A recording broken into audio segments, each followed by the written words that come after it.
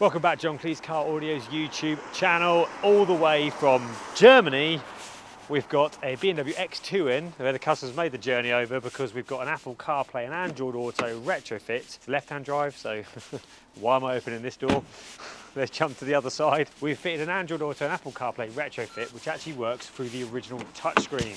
Now, a lot of modules out there don't offer that functionality. They have to be done using only the iDrive controller.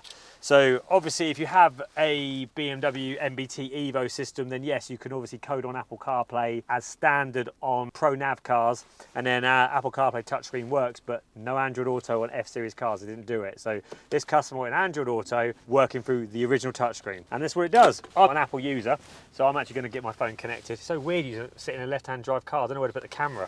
I'm not used to this. So I'm going to connect my phone to it and show you. The way of swapping between Apple CarPlay and Android Auto and the original iDrive system is by holding the menu button down. So I'm going to hold it down.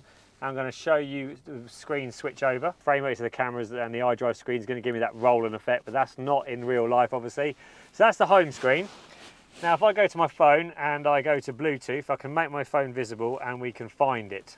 So let's go through the settings and get my phone connected. So what's going to happen is I'm going to get ZZ Playbox come up on my phone. I'm going to select it. On here it's going to come up with a passcode, which my passcode matches the same. I'm going to go to pair. I'm going to allow my favourite contacts to sync, and then I'm going to wait for Apple CarPlay connection to come up on the screen. Not quite sure why the frame rates of the camera does not like this factory screen, but hey ho, we move on. So now we've got Apple CarPlay on the screen and it's wireless. My phone is here, and then I'm pretty sure the touchscreen should work.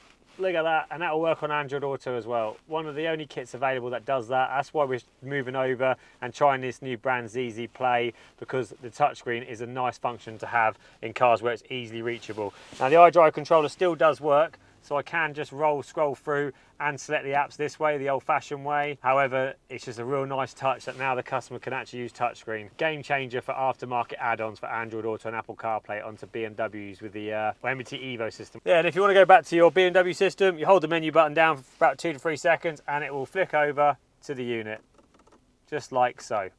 Really easy to use. Hold the button down, go back to CarPlay. You can also move the icons over from left-hand drive to right-hand drive, but finally, this is left-hand drive car where I do not need to change that setting. The default setting from America is the right one. But yeah, that is CarPlay and a BMW X2 all the way from Germany using a new ZZ2 kit, which enables touchscreen operation of Android Auto and Apple CarPlay. How many times do I need to say it? Probably too many in this video.